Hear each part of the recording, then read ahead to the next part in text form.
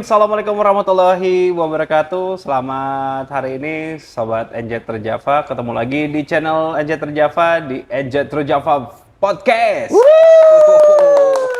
Ya. Nggak ada penonton bayarannya. Belum ada budget. Iya. Oke, hari ini alhamdulillah kita bertemu lagi Sobat NJ Terjava, dan kemarin sempat sama Kang Andi Gumilar gitu ya. Terus juga bersama narasumbernya ada Kang Uyung. Dan di hari ini saya bersama salah satu pembimbing yang ada di NJ Terjava juga. Pasti udah pada tahu lah, soalnya udah Tidak banyak. asing lagi. Soalnya kontennya udah sering kita upload ya teman-teman ya. Ada Pak Ustadz Uzaid atau Pak Ustadz Udin Zainuddin. Waduh. Iya. Pak Ustadz, Damang? Alhamdulillah sehat. Nah, padahal kita Fisiknya sehat. setiap hari ketemu sebenarnya. Pak Ustadz, waduh, ini banyak cerita gitu ya. Pada saat kita umroh pertama waktu itu di bulan April bersama NJ Terjava. Dan banyak yang bertanya-tanya juga sih sebenarnya ke saya, ini Pak Ustadz Uzaid itu latar belakangnya gimana sih sebenarnya? Gitu. Banyak yang penasaran gitu Pak Ustadz. Dan mungkin hari ini kita sambil cerita-cerita sedikit lah, barangkali ada pengalaman zaman Pak Ustadz dulu menimba ilmu gitu kan. Di Sudan ya waktu itu ya? Ya, di Sudan. Betul. Di Sudan gitu kan, terus umroh pertamanya seperti apa, atau mungkin ya ada pengalaman yang luar biasa nggak pada saat pertama kali umroh gitu ya. Berarti berkaitan dengan latar belakang perumrohan ini Mah ya. Ya, latar belakang sedikit ceritain lah gitu untuk latar belakangnya Pak Ustadz gimana? Iya. Sahabat NJ Terjava, berkaitan dengan latar belakang saya, Kang Adit ya, bahwa saya itu emang latar belakangnya dulu, mungkin saya perkenalan dulu nih. Saya lahir di Haurgelis Indramayu, ya. Gitu ya. Lulus SD, saya di sana, kemudian gembala kerbau. Bukan gembala sapi. Ya. Kalau gembala kambing udah biasa. Waktu SD itu ikut-ikut juga gembala kambing. Tapi setelah lulus itu saya gembala kerbau gitu ya. Nah, kemudian 2 tahun gembala, kemudian saya ke pesantren Kang Adit. Ke pesantren, kemudian lanjut kuliah. Kuliahnya di Sudan. Pemirsa ada yang tahu nggak Sudan di mana gitu ya? Kayaknya banyak yang nggak tahu Sudan tuh di mana gitu ya. Dekat sama Iran enggak? Jauh. Oh, jauh. Jauh ya. Di Afrika dekat dengan Mesir. Oke. Sebetulnya dulu ceritanya saya ke sana juga nggak sengaja. Dan saya nggak tahu Sudan itu di mana juga saya nggak tahu. Karena dulu kan nggak ada internet ya. Iya. Bukannya nggak ada internet, maksudnya belum se-booming sekarang lah. Bisa dari HP. Dulu kan HP-nya jadul gitu kan. Iya. Masih Java lagi. Lain ieu teh nanti grining gitu, lain HP aja naon eta teh ngaranna gitu ya. Nah, jadi saya diajak tes ke Sudan itu, saya nggak tahu Sudan tuh di mana tuh nggak tahu gitu. Yang jelas kata teman-teman tuh, ayo ikutan tes untuk kuliah ke luar negeri ke Sudan gitu ya. Saya pikir ya udah ikutan aja gitu ya. Dan alhamdulillah ternyata lolos gitu ya. Dan berangkat aja ke Sudan. Jadi di tahun pertama saya di Sudan, saya udah pergi umroh, Kang Adit. Jadi mungkin baru 6 bulan ya kita berada di Sudan. Kemudian bulan puasa, saya masih ingat banget, masih punya sisa bekal itu $150. Gitu. Oke, berarti kalau sekarang mah dikali 15 sekian lah. Sekian. Kalau dulu itu masih lumayan lah, hampir sejuta 250-an lah gitu kan. Segitu dah dulu mah masih murah. Masih murah. Nah, jadi di tahun pertama saya udah umroh. Jadi pengalaman ibadah umroh pertama itu tahun 2001. Dan itu dulu nggak mimpi-mimpi acan gitu. Saya bisa umroh gitu. Itu kan gimana? Emang karena awalnya diajakin sama temen atau emang program dari kampusnya udah ada fasilitas umroh? Dari temen. Dari gitu. teman. Jadi karena saya masih punya bekal nih, ada teman yang ngajak, ayo mending pakai umroh aja katanya. Nanti juga keganti kok yang sekarang $150 teh gitu kan. Dulu berapa Pak Ustadz masuknya? Masuk. Kalau misalkan kita mau umroh nih gitu. Itu dulu saya bayar habis hanya $100. $100. Oke. Jadi itu tiket bis, kemudian tiket kapal laut, kemudian bis ke Mekah gitu. Oh, jadi dari Sudan tuh berarti kan benua Afrika itu ya? Berarti naik kapal laut tuh. Naik kapal laut. Jadi kapal laut. perjalanannya darat 1 hari. Jadi dari ibu kota ke pelabuhan itu perjalanannya 1 hari. 1 hari, oke. Terus baru besoknya lagi kita berlayar. Jadi nginep dulu semalam, main-main dulu. Baru sorenya itu kita bisa berlayar semalaman. Jadi subuh-subuh teh udah sampai di Jeddah. Ketemu sama perompak Somalia. Dulu tidak ada perompak. belum ada. Jadi soleh-soleh orang Somalia dulu. Nah, itu pertama kali saya umroh. Kemudian di tahun 2024 saya haji yang pertama tuh. Oke. Ya, itu sama juga biayanya tidak mahal, cuman $350 lah. 350. 3.500.000 dulu ketika kursnya itu 10.000 gitu ya. Berarti belum ada tas reh nusuk, belum ada ya? Belum ada, itu masih bebas banget. Apa itu tas reh nusuk? Scan barcode tidak ada. Tidak ada. Masuk aja langsung dari padang pasir. Terobos. Saya ingat banget itu uangnya sebagian dari pinjem, sebagian juga dikirim dari orang tua. Kredivo gitu ya? Ya, 2024 perjalanan haji pertama, ya perjalanannya sama ya kayak umroh gitu. Terus di 2005 saya berangkat lagi haji dan itu mah sebagai petugas. Oke. Ya, jadi memang ditugaskan oleh kedutaan yang ada di Sudan. Saya termasuk misi haji Indonesia. Dan itu lebih sejahtera kalau haji yang pertama itu sengsara. Jadi tidur, maksudnya sengsara itu tidur di mana aja gitu ya. Kadang di masjid, kadang numpang di jamaah, kadang numpang di kantor Mekah gitu. Jadi kita nggak punya tempat tinggal khusus gitu ya, nggak di hotel gitu ya. Kalau dulu kita dikenalnya dengan Haji Furoda. Kalau Haji Furoda sekarang bagus kan fasilitasnya, kalau dulu mah ya itu seadanya gitu ya. Tapi berangkatnya langsung juga. Tapi dari sistem pengambilan visanya sama. Dari dulu sampai sekarang ada Furoda gitu. Tapi jadi itu mah luar kuota orang Sudan. Nah, pas 2005 mah alhamdulillah saya orang tua haji dari Indonesia. Pas kebetulan saya juga menjadi petugas. Jadi, tahun berapa tuh? Tahun 2005. Oh, 2005. Oke. Jadi saya bisa ngebimbing tuh orang kayaknya tua. bareng sama kakek saya deh. Oh gitu ya. Kakek saya tuh 2005 juga sama pas lagi hajian. Oh iya gitu ya. Tapi nggak ketemu ya lu datang. Belum kenal masalahnya. Kalau kenal mah mungkin nitipin ke Pak Ustadz gitu. Kayaknya Adit juga belum lahir ya. Udah kelas 6 SD saya. Kelas genep. Kelas genep. Orang-orang.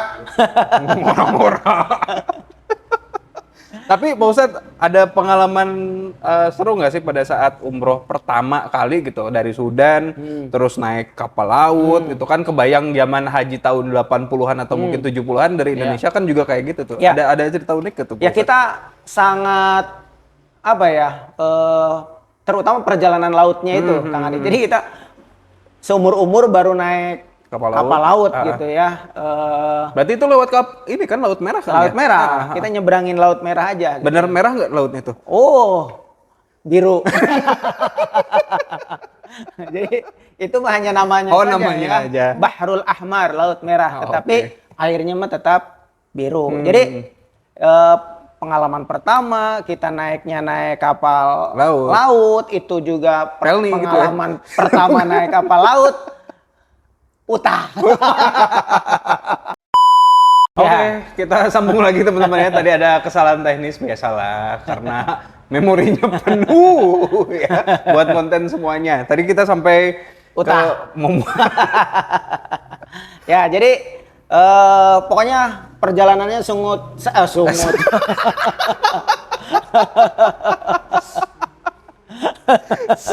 Jadi perjalanannya sangat indah, sangat berkesan. Perjalanan pertama seperti itu gitu ya. Terus ibadah pertama juga, pokoknya indah banget lah gitu ya. Tidak bisa terlupakan sampai sekarang. Jadi pas pulangnya betul kita dapat duit, dapat sepeda gitu kan, beli sepeda gitu. Itu perjalanan 2005, kemudian bulan puasanya saya umroh lagi, kemudian di tahun 2007 akhir haji lagi, ya, haji yang ketiga kalinya. Gitu. Terus setelah pulang ke Indonesia tahun 2012, saya juga bergabung di salah satu travel, kemudian berjalan sampai 2018 dan sampai sekarang. Sampai sekarang ya. Sampai sekarang. Berarti dari tahun 2012 di 2012 kalau karir umroh di Indonesia. Tapi Pak Ustadz yang ngebedain antara dari tahun 2000 rentang 2012 sampai saat ini, yang bikin beda umroh dari Indonesia keberangkatannya itu apa sih biasanya? Beda ya, kalau dari negara dulu waktu kuliah kan kita berangkat sendiri, jadi tidak ada beban gitu ya. Beda kalau umroh dari Indonesia, kita sebagai pembimbing, umroh teh jadi beban gitu. Tuh, jadi untuk para travel semuanya, para pembimbing itu merasa terbebankan gitu. Iya, jadi fee-nya kudu badak. Kan semakin besar semakin ikhlas. Itu pelajaran dari Ustadz Udin ya. Kalau ceramah ge, kalau amplop badag mah hadisnya hadis nu sahih nu dikeluarkeun gitu. Oh, kalau ini hadis palsu. Hadis palsu. Hadis dhaif dikeluarkeun gitu. Oke, berarti permainannya gitu ternyata Ustadznya. Tapi ada yang apa ngerasa ya tadi kan mungkin beban gitu kan, tapi kan ketika udah ibadah di sana ya pasti hikmat semua lah ya. Jadi di samping beban juga bahagia, Dit. Jadi kalau misalnya kita bawa jamaah kemudian jamaah merasa kurang puas. Kalau misalnya merasa mereka puas, merasa senang, ibadahnya khusyuk, kita senang. Iya, betul. Cuman kalau misalnya ibadahnya kurang baik gitu, kita bawaannya juga ada hal-hal yang di luar teknis, ya kita juga kecewa juga gitu sebagai manusia. Jadi memang ya tergantung ini sih apa kondisional gitu. Kadang kita enjoy, kadang enggak, tergantung emang jamaah yang dibawa seperti apa. Kalau jamaahnya mudah, enak, ke kitanya juga enak. Enak gitu. Ya. Tapi ada pengalaman gini nggak Ustadz pada saat ya entah itu pada dari zaman 2012 sampai sekarang gitu, momen kesel, sedih, seneng gitu, pada saat bawa jamaah ada nggak sih atau pernah nggak ngalamin kayak gitu? Ya sering. Jadi apalagi kan kalau senengnya kalau jamaah itu ikut seneng ya, ibadahnya bagus, enak, karena tujuan kita sebagai pembimbing itu kan bagaimana membimbing mereka agar ibadahnya itu lancar, baik gitu. Bahkan kalau bisa ada jaminan diterima mah sampai diterima mabrur gitu kan umrohnya gitu. Inginnya kan begitu. Iya. Cuman kalau sedihnya kita kalau misalnya ada permasalahan. Kalau permasalahan yang jadi luar kehendak travel ya itu ya. Kendali travel gitu ya. Atau bahkan dulu karena misalnya ada yang tidak dapat kamar atau apa, kita kan yang pertama dimarahin, walaupun betul, yang salah sebetulnya di travel, kita yang paling depan gitu, yang dimarahin itu gitu. Bahkan sampai dulu ada yang ngebrag meja, gitu ya. Orang mah sebagai pembimbing ya santai aja, ya manut-manut saja. Iya Pak, saya mohon maaf, saya salah, saya koordinasi lagi, ya begitu. Karena kalau kita ikut marah, mal bener gitu. Gebrak-gebrak subur. Atau bahkan kadang begini. Nah, menertibkan jamaah itu susah juga. Misalnya begini, kan kita harus on time waktu itu ya. Jadi kita udah diumumkan bahwa kita kumpul jam 7 gitu. Kan jamaah teh macam-macam. Iya, betul. Aya anu lelet, aya anu cepet, aya anu macam-macam gitu. Anu cepet sudah nunggu gitu kan. Yang lelet mah geus batur nungguan setengah jam, manehna leha-leha. mandi heula Waduh. gitu kan. Dandan lila gitu. Udah sering berarti ya Wah, kejadian sering banget gitu ya. gitu. Oke. Jadi kita dimarahin sama jamaah yang sudah dibawa. Iya. Ustaz gimana katanya on time ini udah jam segini belum berangkat juga gitu. Sabar ya Pak. Nah digituin teh kalah marah Iya, jamaahnya. Sabar. Emang saya nggak sabar gimana dari tadi Iya, nunggu iya, cenah iya. gitu. Jadi memang serba salah kadang ya. Nah itu. Hah? Dia nggak ada gua nih lah. Dinya itu mah orang mager di imigrasi itu. Tapi ya itu ya kadang-kadang kan ya problematikanya adalah ketika kita emang mungkin benar on Betul. time gitu, tapi ada jamaah yang ya Iya. leha-leha Betul. gitu. Jadi tipsnya ya sama-sama harus mengerti lah ya Betul. untuk para jamaah. Jadi kan kita ini berangkat satu rombongan gitu. Jadi yang harus berbagai karakter ada di dalamnya. Makanya kan umroh itu perjalanan yang harus sabarnya itu dilipat gandakan. Betul. Kalau misalnya udah sabar, ini harus dilipat gandakan kesabarannya. Iya, Karena ya itu ada hal-hal yang di luar dugaan kita bisa jadi terjadi. Oke, nah itu salah satu hal yang ya sebenarnya mah lumrah ya. Lumrah Pasti sekali. setiap travel pernah ngalamin kayak gitu. Iya. Cuma treatmentnya atau mungkin cara travel masing-masing untuk bisa menyikapi para jamaah yang seperti itu kayak gimana? Ya. Berarti udah berapa travel Pak Ustadz yang dijajaki sama 1, 2, 3, 4. 4 travel? Ya, ini itu di kelima. Tasik semua atau? Di Tasik. Di Tasik ya? Dulu di Bandung juga pernah, cuman tidak terlibat langsung. Gitu. Nah kalau di Tasik udah Terlibat langsung semuanya ya? Semuanya Oke. terlibat langsung.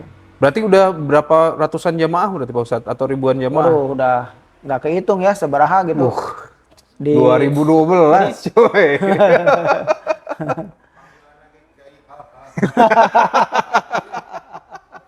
Hanya udah berlipat ganda. Tapi kalau menurut Pak Ustadz sendiri nih antara Mekah dan Madinah Nah, paling nyaman menurut Pak Ustadz di Ya. mana? kalau untuk ibadah kehusuan paling nyaman tuh di Madinah. Oke. Sejuk gitu. Kita lebih enak gitu ya ibadah di Madinah itu. Dari sisi ibadah, kemudian dari sisi lingkungan masyarakat Iya, iya. juga tidak terlalu keras. Kalau di Mekah itu kan waduh, terasa banget kerasnya di Mekah itu Iya. seperti apa. Nah, itu juga berpengaruh terhadap ibadah. Kalau di Madinah kan tertib, Slow lah, rapi, slow living lah kita gitu kan, loh. enak, gitu. Jadi ya enak lah kalau di Madinah Iya, itu. iya, iya. Lebih khusyuk gitu. Lebih khusyuk. Tapi ada ini juga Pak Ustadz, pada saat Pak Ustadz ngebimbing jamaah gitu kan, ada kejadian-kejadian yang di luar Nurul nggak sih? Pernah nggak sih? Selama saya membimbing itu nggak ada sih yang Misalkan di luar. nggak ngelihat Ka'bah gitu? Oh nggak ada. Semuanya jamaah yang ikut sama saya itu soleh-soleh. Soleh, alhamdulillah. Ya, soleh semuanya gitu. Karena saya treatment dari awal mau keberangkatan tuh taubat dulu, gitu, oke. istighfar dulu. Ya, jadi ke sana tuh terus dipesan enjoy aja lah, jangan terlalu terbebani dengan masa lalu karena semua orang mempunyai masa lalu. Iya, iya. Yang sekarang kelihatan alim bisa jadi masa lalunya juga tidak alim-alim banget. Jadi udah santai aja karena semua kita mempunyai masa lalu. Yang penting masa sekarang dan masa yang akan datang. Iya, iya. Itu aja kan. Iya. Dan alhamdulillah tidak pernah ada kelihatan ada kejadian aneh-aneh, nggak ada. Nggak ada ya. Cuman kalau misalnya nyari orang hilang itu aja sih. Sering ya? Sering, cuman jarang nemuin gitu kan. Oh. Nah kalau Ustadz Badri itu luar biasa tuh Ustadz Badri Bener, itu. jarang nemuin. Berarti ditemuinnya sama siapa? Biasanya Sama rekan atau? ada di telepon, Oh, gitu. Ada oke, yang oke. telepon, Pak ini ada orang di sini, ya kita samperin gitu kan. Kalau Ustadz Badri itu saya padahalnya bolak-balik di tempat eta teh teu Ya. nemu-nemu eta si ibu nu di Pilarian. Gitu. Tapi kalau Ustadz Badri datang, saya belum sampai ke hotel udah nelpon dia. Ustadz, ini orang udah ketemu. Ustadz Badri itu sebenarnya tim SAR-nya di Mekah. Iya, Jadi tim SAR. Jadi kayaknya kalau ada apapun yang hilang ketemu sama Ustadz aja. Badri. Nanti mungkin kita bikin podcast sama beliau nanti di sana. Ya, betul. Harus itu ya. Oke. Nah, selama di Sudan Pak Ustadz, berarti itu ngambil jurusan atau mungkin degree-nya apa tuh kalau boleh tahu? S1 saya ngambil di Tarbiyah, Aha. pengajaran bahasa Arab. Oke. Terus di S2-nya juga sama pengajaran bahasa Arab untuk non-Arab.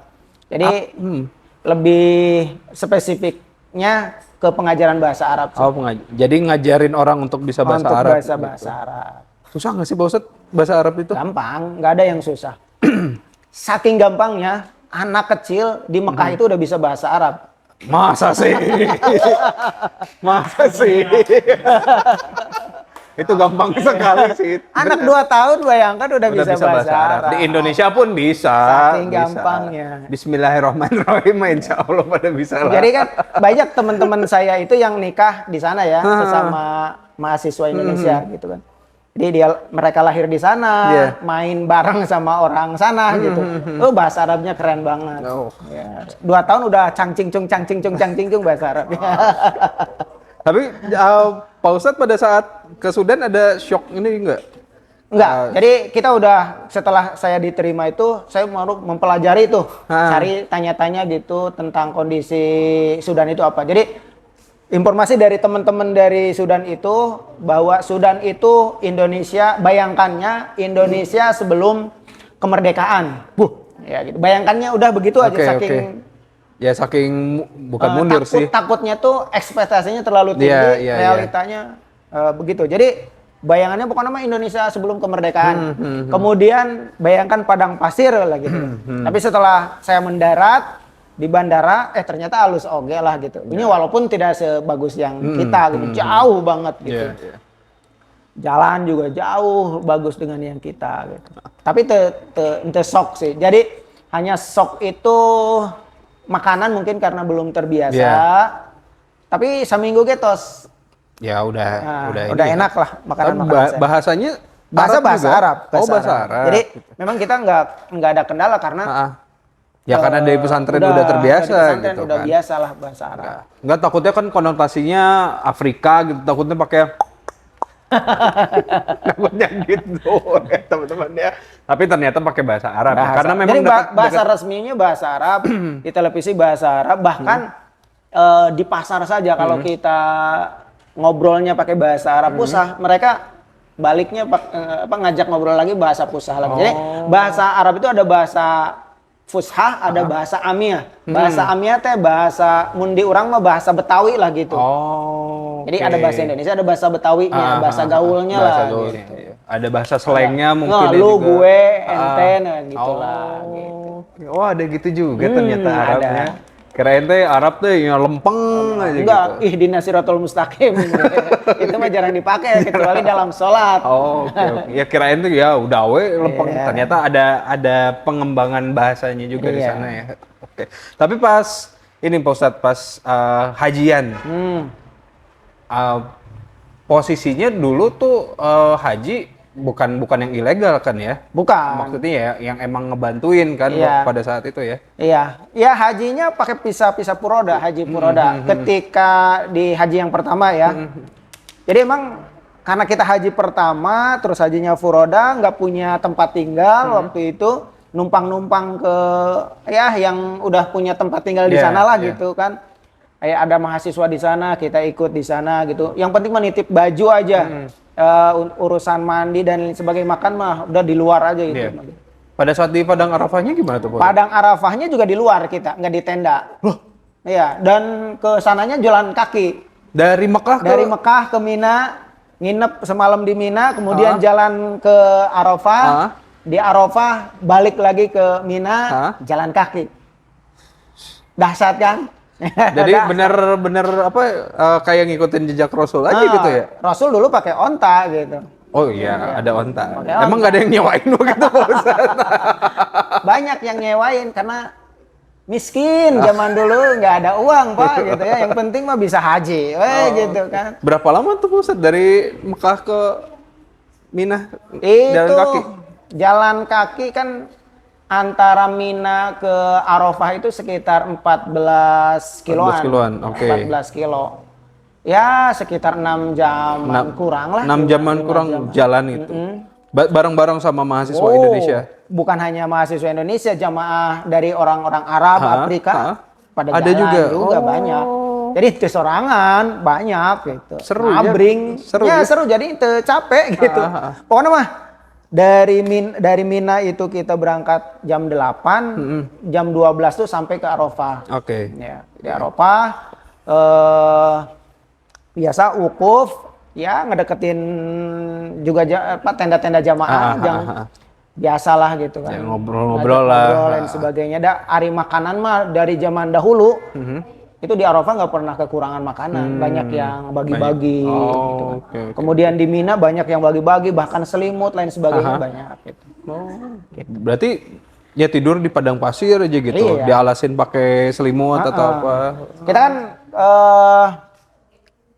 ketika di Arafah itu kita ngambil posisinya di dekat Jabal Rahmah tuh. Nah, terus ya semakin sore kita dengan jamaah ngobrol lah gitu kan. Kemudian pada maghrib itu kita bertolak ke Muzdalifah. Sampai Muzdalifah itu sekitar jam 9 malam. Oke. Nah, jadi 9 malam kita bermalam sebentar. Jam 2 saya udah bergerak lagi ke Mina untuk lempar jumroh. Karena kita mengambil pendapat yang mabit itu kalau sesuai sunnahnya harusnya lempar jumrohnya berangkat ke Mina-nya itu jam 8. Jadi duha, setelah duha baru berangkat. Itu yang dilakukan oleh Rasul. Cuman karena kita mah dulu mahasiswa ngejarnya supaya cepat gitu ya. Akhirnya jam 2 udah balik lagi ke Mina, lempar, kemudian tahallul, tawaf ifadah, udah pakai baju biasa lagi, kemudian kerja lagi gitu. Karena emang ngejar waktu kerja. Gitu ya. Oke. Berarti pada saat Pak Ustadz ya kemarin lah gitu keberangkatan kita sempat ke Jabal Rahmah, ya ibaratnya ngelihat padang Arafah gitu. Ada kepikiran orang sare di dinya gitu. Orang ketisan itu di dinya. Udah berubah dulu. Udah berubah. Seperti itu ya gitu kan. Jadi boro-boro tahun sabaraha etanya 2004 orang kakara kemari kita ke sana, sekarang datang lagi ke sana juga berubah kan. Iya. Takutnya gitu ada kebayang orang ngegali pasir kemari di dinya. Aya fosil orang di dinya. Meninggalkan jejak.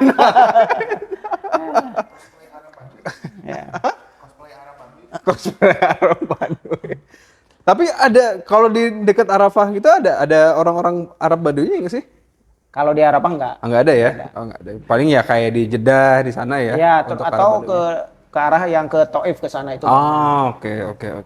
Ya itu banyak banget ternyata pengalaman Pak Ustadz ya. Wajar lah gitu kan kita mempercayakan Pak Ustadz menjadi pembimbing dari Aja Terjava karena memang jam terbangnya sudah dari tahun 2001 ya Pak Ustadz ya. 2001. Pertama umroh gitu kan, terus sampai bahkan mendampingi haji gitu ya dari berarti berapa tahun tuh mendampingin haji? 3 tahun? 3 tahun. 3 tahun berturut-turut ya?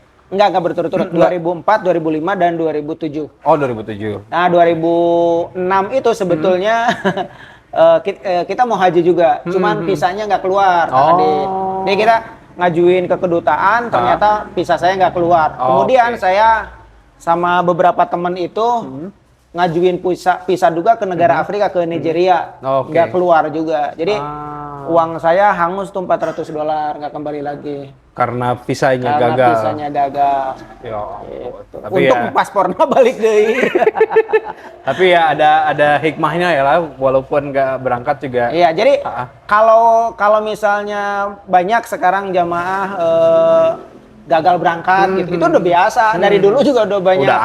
Udah banyak yang nggak berangkat dan sebagainya gitu. Saya ngalamin banget gitu kan, udah mau berangkat, visanya nggak keluar. Oke. Itu 2007. Nah karena waktu juga nih ya teman-teman, kita nggak bisa lama-lama. Nah Pak Ustadz, mungkin ada pesan atau untuk para jamaah atau calon jamaah yang saat ini masih ragu gitu kan, mungkin pengen cuma bingung atau masih gimana sih caranya atau masih menimbang-nimbang lah gitu. Ya jadi sahabat NZ dan siapapun yang nonton di podcast kita ini bahwa betul bahwa ke tanah suci itu adalah panggilan dari Allah Subhanahu wa taala gitu. Itu udah sangat saya alami banget ya. Dari dulu nggak punya uang tapi bisa berangkat gitu ya. Jadi yang penting mah ada keinginan heula dari kitanya gitu. Ada keinginan dari kitanya, kemudian kita juga berdoa, insya Allah ketika kita ada keinginan terus berdoa, Allah parengkeun gitu ya. Jadi jangan putus asa lah gitu. Kalau kita memang betul-betul ada keinginan gitu. Yang selanjutnya ya harus memulai action gitu ya. Kalau tidak ada action, segala sesuatu juga tidak akan terwujud gitu. Apalagi ini ke tanah suci, dan saya yakin lah kalau kita sudah memulai dan berusaha, Allah tuh akan mudahkan, Allah akan ringankan. Ya kemarin di seminar juga saya cerita 2018 saya nabung ya sama istri, rencananya 2 tahunan, tapi genep bulan guys udah lunas gitu ya. Katutup sebenarnya. Itu kalau memang kitanya serius sungguh-sungguh. Penting mah mulai mulai. Ulah hanya sekedar hayang dapat. Ari hayang unggul mah KBG hayang. Cuman ada yang hayang teh bertindak, ada yang hayang teh ya cuma diam aja gitu ya. Hayang apanya? Hayang gaya. Kamu sekarang mah banyak cara tuh mudah gitu ya. Kalau nggak nabung beli bakso di Bakso Cikoneng. Ya, bisa. Bisa jadi dapat gratis. Dapat gratis umroh. Jadi gitu. nanti beli sayurannya nanti di sana di Remaja Putra. Gitu. Bisa. Pokoknya banyak cara lah teman-teman ya, sahabat NJ Terjava, ketika memang kalian atau Bapak Ibu pengen berangkat umroh gitu. Dan salah satunya kita ada program nanti tanggal 27 Juli juga, yaitu adalah satu langkah menuju Baitullah. Itu adalah salah satu cara, dan kita akan buka caranya untuk Bapak Ibu semuanya agar Bapak Ibu bisa berangkat ke Baitullah bersama kita. Nanti jadi di situ tuh dapat meyakinkan yang tadinya masih ragu. Betul. Dan menguatkan lagi bagi yang sudah yakin. Betul. Nah, insya Allah nanti tanggal 27 kita akan ada acaranya untuk teman-teman atau mungkin Bapak Ibu yang ingin ikutan, entah itu mau di luar Tasik atau yang di Tasikmalaya dan Priangan Timur.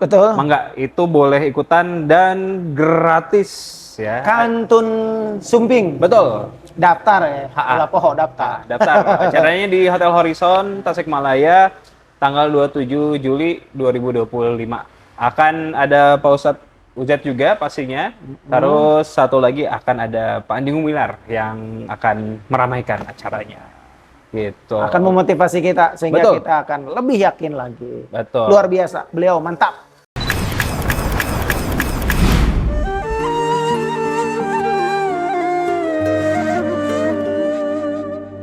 Allah ya Allah kiya karo, dukh na kisi ko diya karo, jo duniya ka malik hai, naam usi ka liya karo. Allah ya Allah, Allah ya Allah, Allah ya Allah kiya karo, dukh na kisi ko diya karo, jo duniya ka malik hai, naam usi ka liya karo. Allah ya Allah, Allah ya Allah.